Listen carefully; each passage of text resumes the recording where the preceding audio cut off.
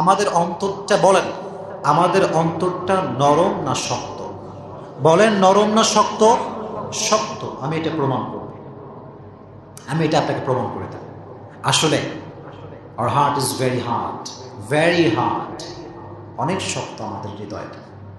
আমাদের হৃদয়টা শক্ত বলেই এত নিয়ামত পাওয়ার পরেও, এত কিছু পাওয়ার পরেও পাঁচ ওয়াক্ত নামাজ তো বহুত দূর কি বাত হ্যায়, অনেক লোক পুরো বছর জুড়ে জুমার নামাজটাও পড়তে আসে না। এই কথা বলেন ঠিক কিনা? আছে, এলাকার ভিতরে আছে, কিন্তু যখন আপনার সামনে ইসলাম নিয়ে কথা বলবে, ऐसा लगेगा कि जन्नत से भाग कर आया है। कहां से भाग कर आया है? जन्नत से भाग कर आया है। এত সুন্দর কথা দেখলে মনে হবে নামাজ তো ছাড়ে না, ছাড়েই না, তাহাজ্জুদও ছাড়ে না। আছে না নাই? আচ্ছা আচ্ছা, দ্যাট মিনস আমাদের হৃদয়টা অনেক শক্ত, এবং হৃদয় শক্ত হওয়ার সবচেয়ে বড় কারণটা হচ্ছে আমরা অলওয়েজ ঘুমের ভিতরে, ঘুমের বাহিরে, অলওয়েজ কেন যেন আমাদের জীবনটা গুনাহের ভিতরে ডুবে গিয়েছে। ঠিক কিনা বলেন? গুনাহ আর গুনাহ, যেদিকে যাবেন সেদিকেই গুনাহ। মোবাইল খুললে গুনাহ, বাসার ভিতরে গুনাহ, টিভির ভিতরে গুনাহ, রাস্তায় বের হবেন চোখের জেনা।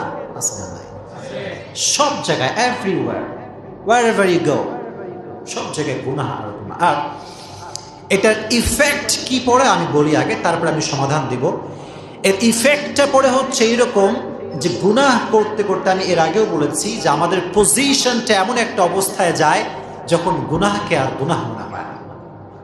কথাটা কি বুঝতে পেরেছেন? গুনাহকে আর গুনাহই মনে হয় না।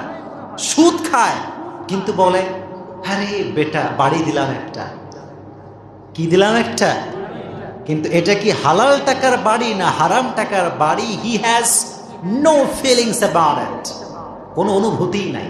ঘুমাইয়া গরু যেমনে খায়, ভুসি খায় না গরু, গরু যেমনে খায় মানুষও তেমনি সুদ খায়। আছে না নাই? হৃদয়টা শক্ত হয়ে গিয়েছে। সো কিভাবে হৃদয়টাকে আমরা হালকা করতে পারি, কেমন করে নরম করতে পারি, এটার কিছু আমল জানার দরকার। আছে না নাই?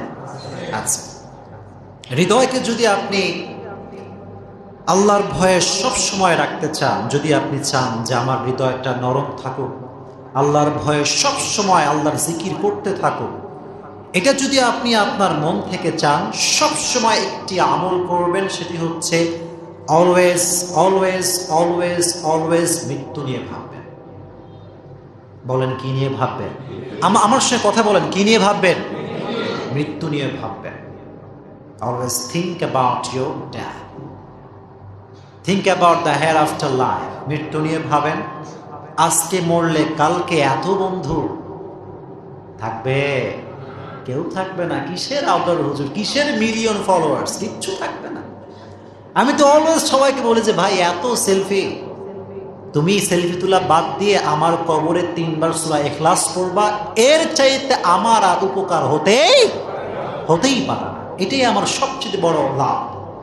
মনে রাখবেন, মৃত্যুকে যে বারবার স্মরণ করে সে গুনাহ করতে পারে না। ঠিক কিনা বলেন? গুনাহ করতে পারে না সে, কারণ মৃত্যুর কথা যখনই স্মরণে আসবে তখন আপনি নিজেকে গুনাহে ইনভলভ এই জন্য করতে পারবেন না, কারণ আপনি জানেন যে একদিন ইন্নী যলানতু আন্নী মুলাকিন হিসাবিয়া, एक दिन तो मुझे हिसाब देना पड़ेगा, एक दिन तो अल्लाह के सामने खड़ा होना ही पड़ेगा। मैं कैसे करूँ ये जुर्म, কিভাবে আমি করবো এটা, আমাকে তো একদিন দাঁড়াইতেই হবে। তো যে ব্যক্তি মৃত্যুকে বেশি বেশি স্মরণ করবে তার গুনাহ করার আশঙ্কা আর থাকবে, আর যার গুনাহ করার আশঙ্কা থাকবে না তার মনটা আস্তে আস্তে শক্ত হবে না নরম হবে? বলেন বলেন, শক্ত হবে না নরম হবে? Think about your death more and more.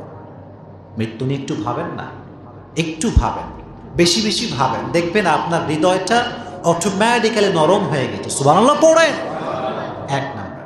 2 number যেটি করবেন, সংক্ষেপে বলছি, বেশি একটা বলছি না, সেটি হচ্ছে কবরস্থানে বেশি বেশি যাবেন। শুধুমাত্র কবরস্থান পার হলেই হবে না, শুধুমাত্র কবরস্থানের সামনে দিয়ে বাইক নিয়ে গেলেই হবে না, রিকশায় গেলেই হবে না, মাঝে মাঝে কবরের দিকেও তাকাতে হবে।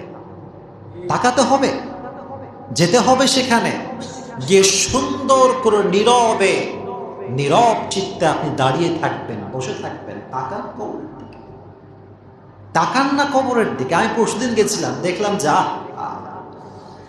ব্যানার দেওয়া আছে চৌধুরী সাহেব, ব্যানারের নাম লেখা কি চৌধুরী সাহেব। গরিব না বড় লোক? বলেন না, গরিব না বড় লোক? বড় লোক। কিন্তু আজকে আছে কোথায় তোমার বড় লোকগিরি? কোথায় তোমার ডুপ্লেক্স ট্রিপ্লেক্স হোম? কোথায় তোমার ফ্যান ফলোয়ার্স? কিচ্ছু নাই, অন্ধকার রাত। এমন অবস্থা আমাদের হয়ে গিয়েছে যে আমরা অন্ধকারের সময় কবরস্থানের সামনে দিয়ে হেঁটে যেতেও ভয় পাই, কিন্তু গুনাহ করতে গিয়ে আমরা কখনোই কথা ভাবি না যে কালকে আমাকে অন্ধকার কবরে থাকতে হবে, ঠিক কিনা? এটা আমরা ভাবি না, কিন্তু যাইতে খুব ভয় পাই। জীবিত অবস্থায় আপনি যেতে ভয় পাচ্ছেন, কিন্তু যখন আপনি আল্লাহর সামান হয়ে ফিরে যাবেন, সেখানে যদি গুনাহগার হয়ে আপনি ফিরে যান, আমি ফিরে যাই, অবস্থা ভালো হবে না খারাপ হবে?